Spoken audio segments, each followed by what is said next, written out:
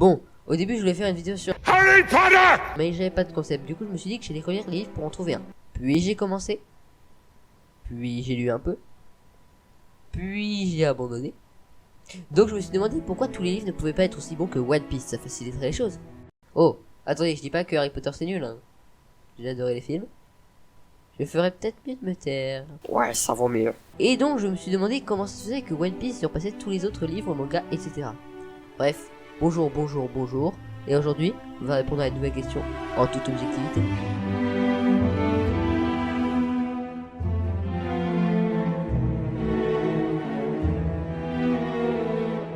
Alors, déjà je vais commencer par présenter l'œuvre. One Piece, c'est quoi? C'est tout d'abord un manga de 96 tomes écrit et dessiné par Eiichiro Oda, racontant l'histoire de Luffy, un jeune homme parti en mer dans le but de trouver le One Piece, un trésor légendaire, pour pouvoir devenir le roi des pirates et accomplir son rêve. Ainsi, Luffy va alors devoir combattre des ennemis de plus en plus puissants et se faire des amis qui vont rejoindre son équipage s'il veut un jour atteindre son rêve de devenir l'homme le plus libre du monde.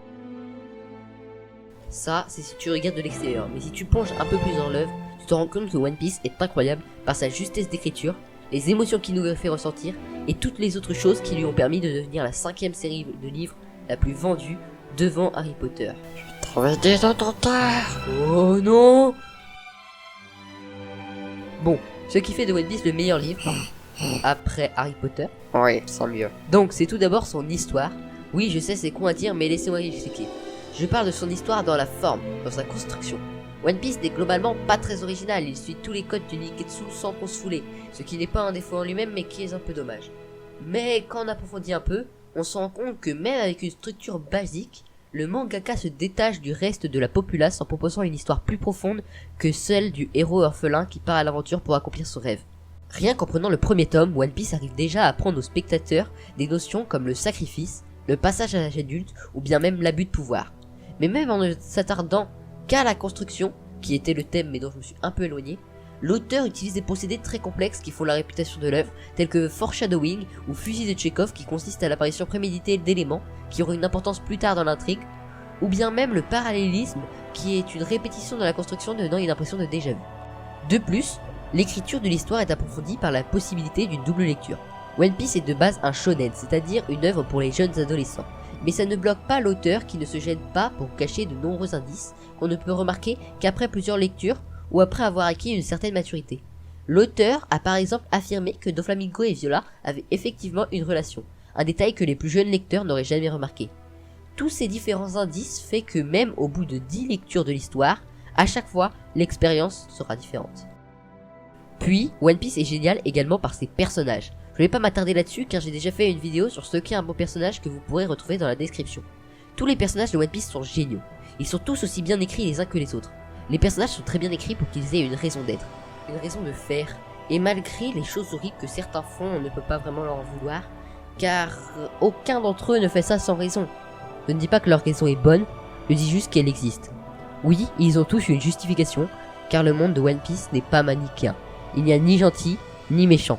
Seulement des personnes qui défendent des idéaux différents. Ensuite, le troisième point qui permet à One Piece d'être parmi les plus grands est l'univers. L'univers de One Piece est super bien construit. Il a sa propre mythologie, sa propre histoire, ses propres coutumes et même ses propres problèmes de société. Ce monde et ses règles sont tellement bien écrites que leur existence est probable malgré toutes les choses étranges qu'on y trouve. Tout est si bien abordé que ça ne nous dérange même pas de suivre un homme élastique voulant devenir un roi, puisque dans cet univers, c'est normal. De plus, cet univers est extrêmement vaste, à un point que même si l'auteur le voulait, il ne pourrait même pas nous en montrer un dixième. Si on mélange ça au fait que nous sommes tout d'abord dans une histoire d'aventure, on obtient un combo parfait. Nous sommes ici dans un univers d'aventure et de mystère. D'ailleurs, en parlant de mystère, point numéro 4, les mystères. Les mystères dans One Piece sont une des choses les plus intéressantes de l'œuvre. Qu'est-ce que le siècle oublié? Qui est Im-sama? Qui est Joy Boy? Et surtout, qu'est-ce que le One Piece? Toutes ces questions qui tiennent les lecteurs en haleine et qui nous donnent envie de continuer la série rien que pour connaître les réponses. Ce sont des mystères à la fois passionnants et intéressants. Si vous voulez en savoir plus, Trash a fait une vidéo dessus, elle est un peu vieille mais toujours intéressante. Je vous la laisse en description. Enfin, le dernier point qui fait de One Piece la meilleure saga de tous les temps est les émotions qu'il nous fait ressentir. Quand on lit One Piece, on ressent tout ça. On ressent la colère des personnages, leur tristesse, leur joie, leur désespoir, leur amour, leur haine. Dans One Piece, on n'assiste pas seulement à la scène, on la vit. La série se base principalement sur 2 thèmes, l'épique et le tragique. Et à partir de ces 2 thèmes, l'auteur arrive à faire passer toutes les émotions et les messages qu'il veut. C'est ça, la force de One Piece. Pour conclure, One Piece mérite sa place de numéro 1 des mangas niveau vente, car One Piece est tout simplement le meilleur des mangas, le meilleur des livres. Après, je sais que ça va râler, oui, One Piece c'est pas le mieux, moi je préfère ci, moi je préfère ça. Mais après vous avez présenté tous ces arguments, je pense que je peux dire que One Piece est mieux que Harry Potter, objectivement. Pour pas dire que je t'en ai pas prévenu. Oh punaise!